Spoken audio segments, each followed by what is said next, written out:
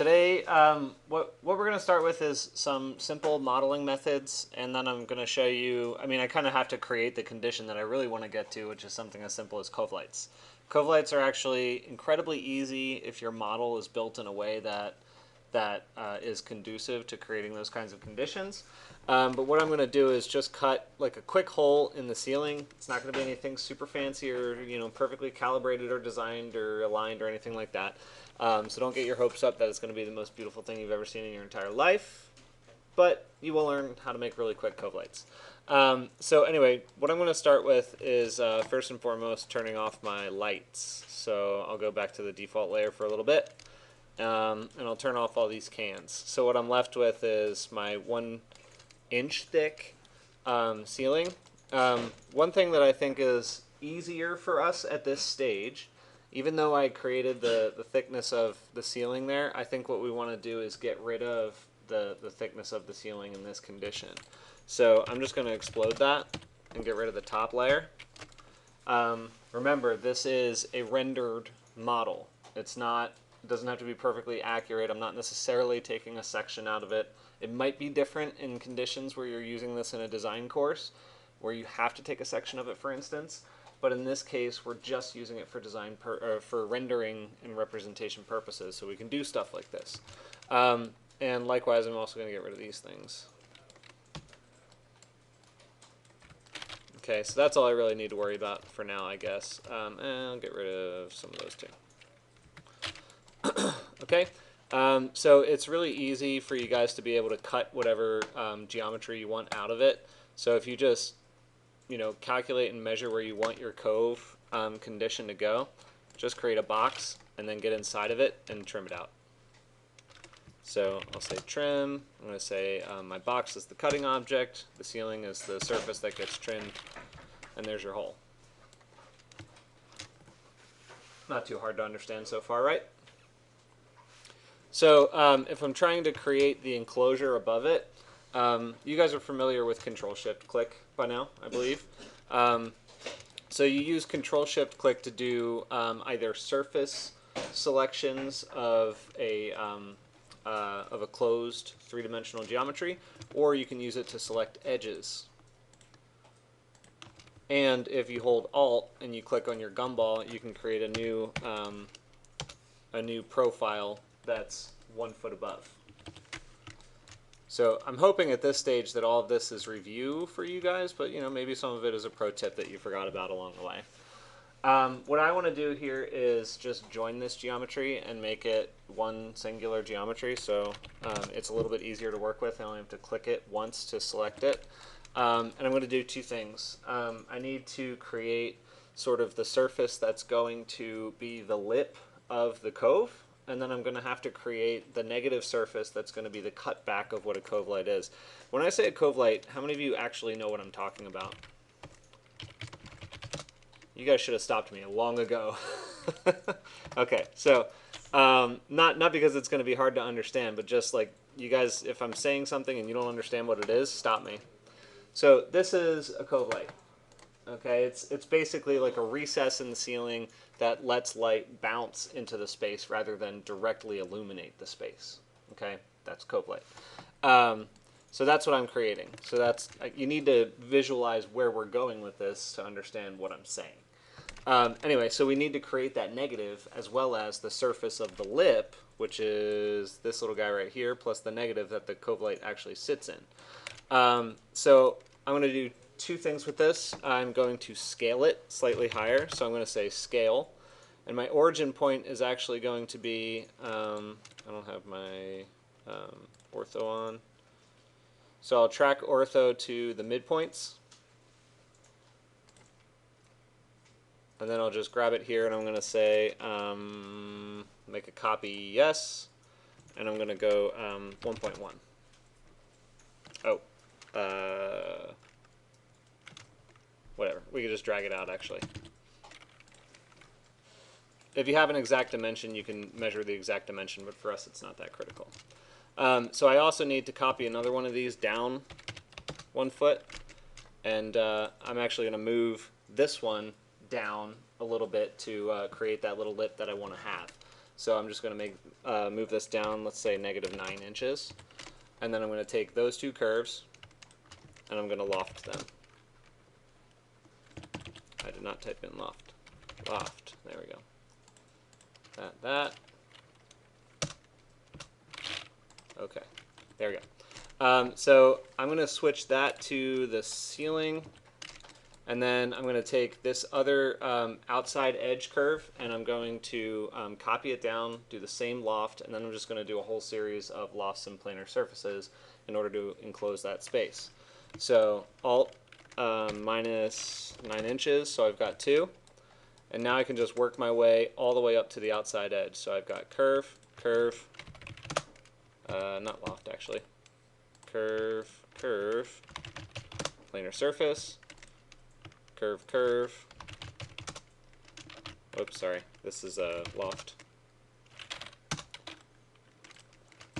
Okay, so all of these are going to go on the same layer, and then finally this one is, this curve is going to get a planar surface as well. And that's also going to go on the same layer. Okay, so what we wind up with in our space is a soffit. Not too bad, right? Didn't take too long. Little cut here, little loft there, little planar surface here. So I guess one of the things that I want you guys to be thinking about as you're working through these models is not to get hung up on. I mean, you need to consciously be subconsciously be processing, and thinking about what is going to get me to the result I want in the fastest possible way. But also, whatever tools and you know well, just use them. Eventually you'll find ways to cut corners and find new ways of doing it. I used to never use the gumball, for instance, and now I use the gumball all the time, because for stuff like that, it is so much faster than saying copy, zooming out, grabbing a point next to the model, going down 3 inches, typing 3 inches, then holding shift, then hitting enter or click or whatever it is. So, I mean, the gumball is just absolutely incredible. So here's the real lesson. Even though I'm showing you a little bit about how to model surfaces a little bit more efficiently, what I really want to get to is how do you model lights efficiently, right? So if you've got a Cove light, for instance, all you have to do, and I'm going to get real tight in this corner, is grab this surface. You can hold Alt and click this if you want, or you could just do your copy and move it straight up or something like that. But I'm going to say 1/16 of an inch. Okay, so now I have 2 surfaces there. And I'm going to switch one to be on the can light layer, which I believe I switched on to well, we'll talk about it later, but we have it on a light. And then the only other thing I need to check is just this right here, and so it's already facing up, which is good. That means my light is going to shine up, and it's going to illuminate the space. So jumping back into the space here, the only other thing that I need to correct is the couple of lights that I have in this space need to be revised so that they work with this space. So how do I want to do that? Let's do it this way. Well, I often do stuff like this. I'll just move something 50 feet and then move it back. If you don't want to do that, you don't have to, but yeah, I'll just grab it this way. Select objects. Why is that on that? Oh, that's right. Alright, so you can just, sometimes it's easier to just select and deselect certain things, so I'll just do it that way. And then move these up 1 foot. Okay. Similar to what we had to do before, now I have duplicate surfaces in here, so I've just got to turn off, well, I guess I have to use can light. Yeah, let me do it this way. Over here, let's get in the front view, turn off the rim, grab the cans. I'm going to switch onto the Boolean layer, and then I'll do extrude. Oh, I must have deselected it by accident. There we go. Go like that. Oh, I did them solid. I didn't really mean to do them solid, but that's okay.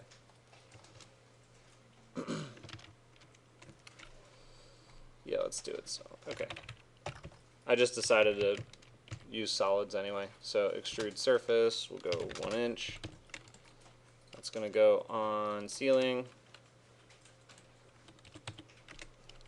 Then we'll do this.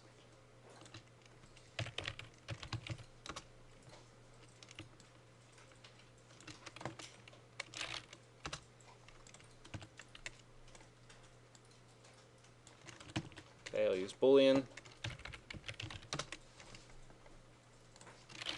Subtract from that and use these. There we go. Now we're all set up.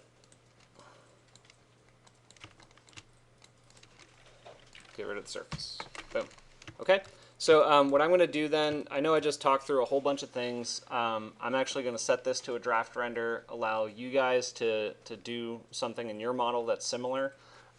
Let's stick with a ceiling element for now because I want you to use a Cove light, which in my opinion is a very simple kind of light. And I just want you to practice using some of those tools that I just showed you in order to get there in a rather swift fashion. Okay? Any questions? Or I should say, what questions do you have? All right. Yeah. Do you think they show us more about the loft? Can I show you more about loft? Command? Yeah. It's pretty new. Sure. Yeah. Let me grab one of my curves.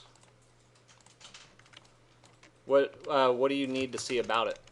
Because I actually did my sculpture with the same command, and I think that command is pretty helpful.